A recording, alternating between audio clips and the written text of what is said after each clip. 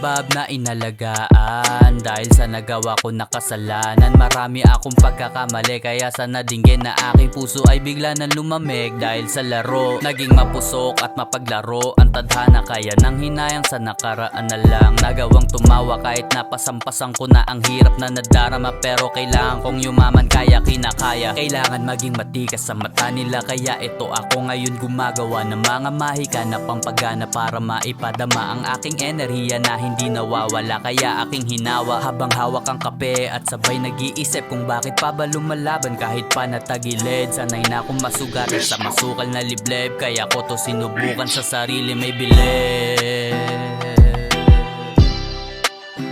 Sa sarili may bilib, sa aking sarili may bilib.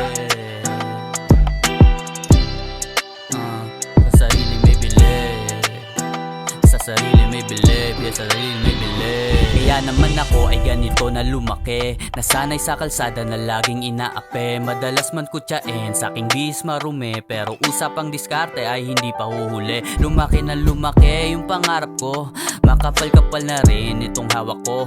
Akin na rin nabibili mga gusto ko, napapangiti na yung mga magulang ko. Salamat Panginoon, kahit na makasalanan pinatawad niyo po.